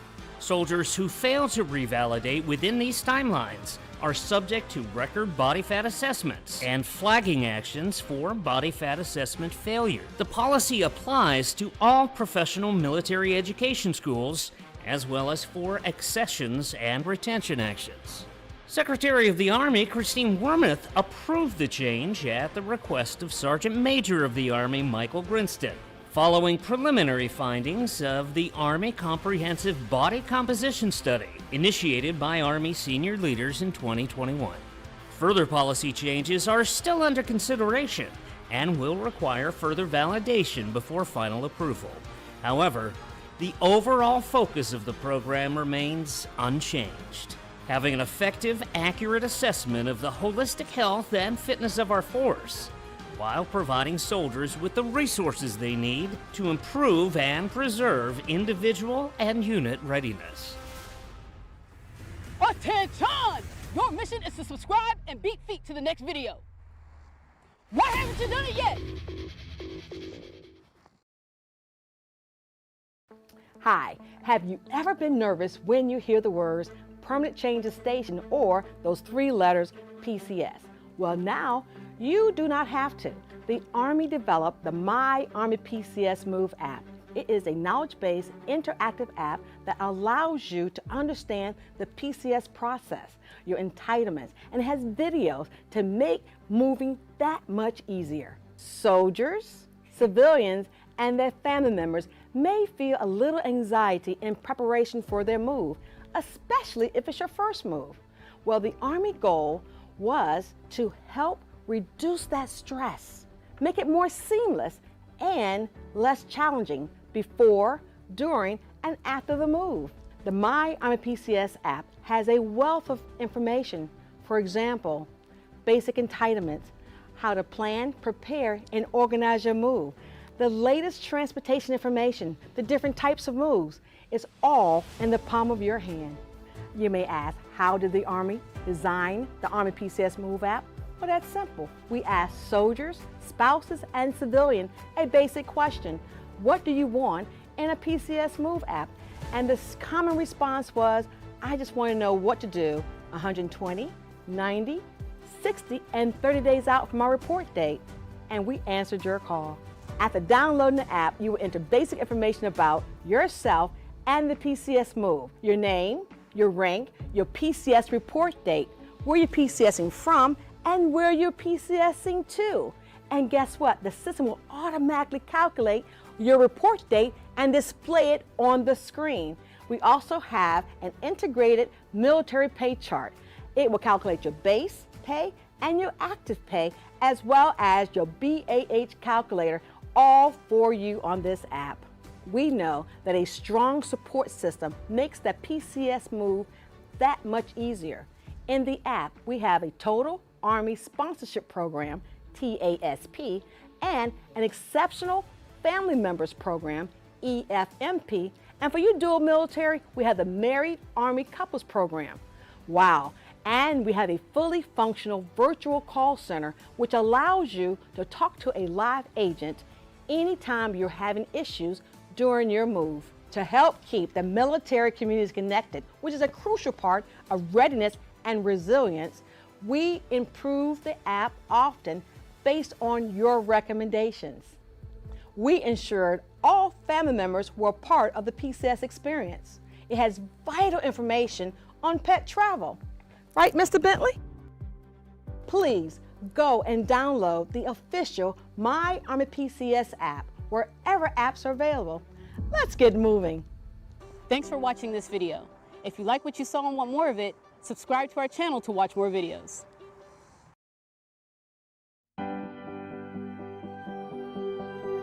The Future Soldier Preparatory Course helps recruits overcome obstacles to enlistment and serve their country proudly. The Army has not lowered standards, but instead helps young people meet the physical fitness and academic requirements for enlistment. The Army plans to expand the course after the success of the pilot program.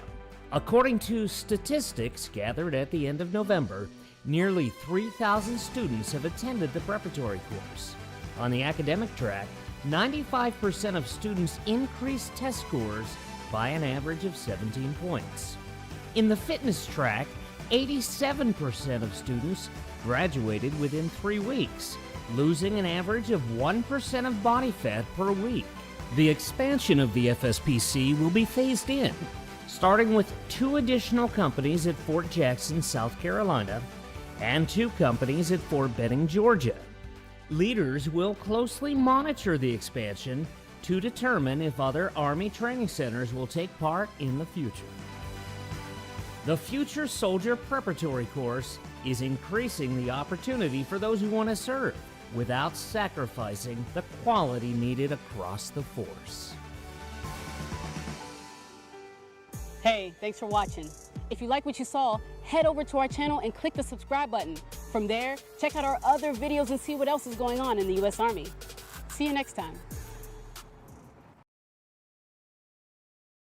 I'm Sergeant John Gillen. So I'm a 35 Mike, I'm a human intelligence collector. We're responsible for your interrogations, your strategic debriefings, and your military source operations. So the skills that we train on primarily, it's a lot of essentially advanced people skills, I guess you could say, right? You're working a lot on questioning, and you're working a lot on human psychology. Our job is built to help people. So in the Army, you know, your career, it's all up to you, right? You see it all the time, especially in ForceCom. You get soldiers come straight out of BCT and IET status, and they think like, well, I'm just gonna do what I'm told, right? And they miss out a lot of opportunities. But the great thing about the Army is that anything you wanna do for the Army is up for grabs. You just gotta raise your hand. As far as being in the Army, right, you get more career opportunities as a human intelligence collector than anybody else in the Army. I've been in the Army for 5 years. I've been to 12 countries. I've gotten to meet people of all sorts of nationalities, races, ethnicities. I've operated in an extremely diverse set of environments. So as far as world experience and that whole, you know, the Army pitches people like, join the Army, see the world, right? Like Sergeant Gillen is living proof that that can be true, right? So I love that part of my job. And I can say without a shadow of a doubt that the 35 Mike community, you will meet some of the most interesting people you'll ever meet in the world, right? Like, and a lot of it has to do with, once again, like the diversified amount of experience that you're gonna have as a 35 Mike. Attention! Your mission is to subscribe and beat feet to the next video. Why haven't you done it yet?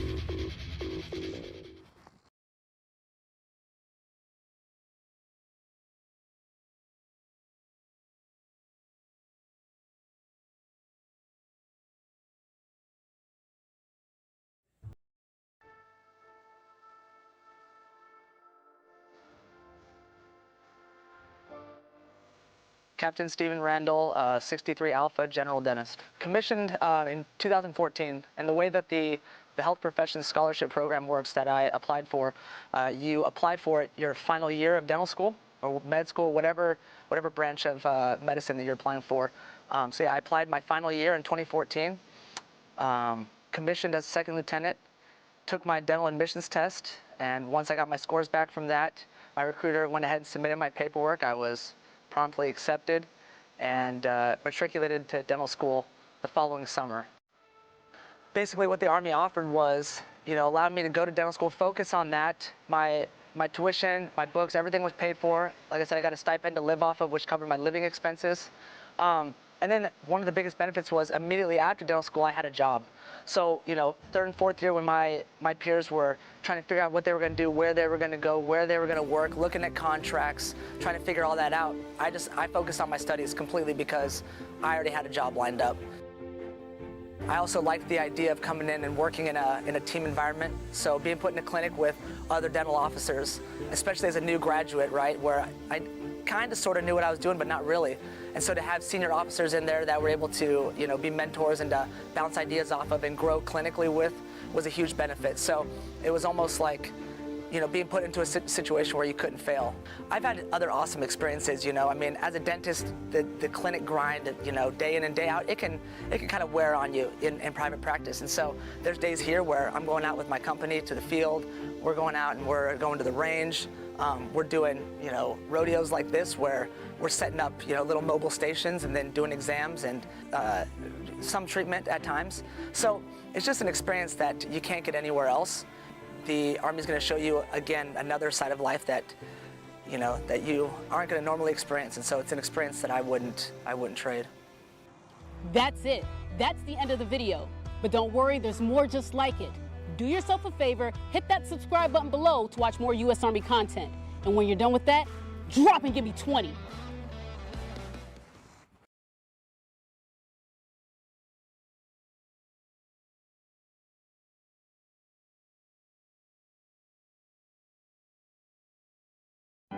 Army life is a unique experience, but the demands of military service can be challenging for soldiers and families. The Army has increased its efforts to strengthen quality of life and place its people first. Here are some key things you need to know about how the Army has improved soldiers' quality of life at installations around the world. The Army is investing on average $1 billion per year to renovate and build new barracks and Army-owned housing, while private housing companies are investing more than $3 billion over the next 5 years into privatized family housing on installations. The Army has instituted new oversight procedures to hold housing companies accountable for maintenance and customer service. Installations are tracking the promptness, resolution, and quality of all work orders. Soldiers can now personally monitor their own maintenance requests from the convenience of their smartphones using one uniform system, the Army Maintenance Application, or ARMA. The Army is committed to providing soldier parents with accessible, affordable child care programs. The Family Child Care Program added 275 additional providers to the network in fiscal year 22. Additionally, the Army has worked to recruit and retain family child care providers and has increased compensation for direct care staff.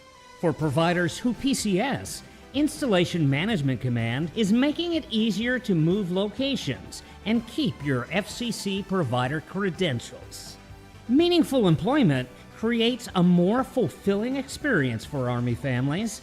The Military Spouse Employment Partnership connects military spouses with hundreds of partner employers who have committed to recruit, hire, promote, and retain military spouses. The Army also continues to work with state governments to improve professional licensure portability for military spouses. Additionally, the Army now reimburses up to $1,000 in qualified occupational licensing costs and offers spouses a simplified home-based business application process. The Army needs financially fit soldiers, and the Financial Readiness Program helps bolster a soldier's financial fitness throughout their career. The website, www.financialfrontline.org, offers financial education and counseling resources for soldiers and families. Also, to ease the financial strain of PCS moves, the Army is now providing a dislocation allowance prior to PCS to assist with relocation expenses. The Army has introduced several new digital programs designed to give soldiers more individual power over their personnel experiences. The MyArmy PCS app offers information on entitlements, types of moves, planning, scheduling, and the claims process with a live chat feature. The Online Enterprise EFMP system, or EEFMP, makes enrollment, assignment, coordination, and family support access easier for families with special needs. And the Digital Garrison app is a one-stop information source to navigate on-post facilities and access real-time installation updates. For helpful links and more on the Army's quality of life efforts, Visit www.army.mil/quality-of-life. Hey, thanks for watching. If you like what you saw, head over to our channel and click the subscribe button. From there, check out our other videos and see what else is going on in the U.S. Army. See you next time.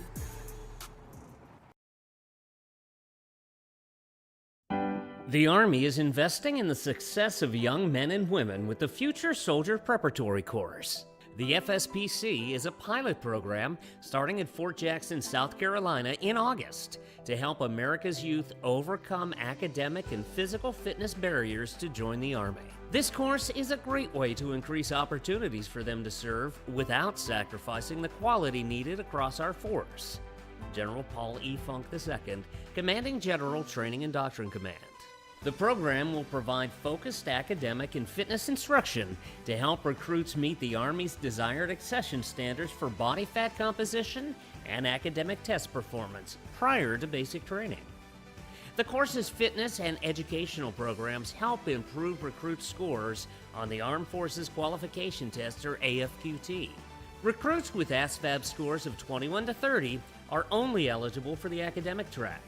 Recruits with ASVAB scores between 42 and 49 may be allowed to voluntarily participate in both tracks. The fitness portion prior to basic combat training and the academic portion following basic training. Individuals in both tracks are projected to remain in the FSPC for up to 90 days, with opportunities every 3 weeks to leave the program and ship to basic training by meeting or exceeding Army accession standards. The program is open for individuals looking to enlist in the active duty Army, Army Reserves, and National Guard.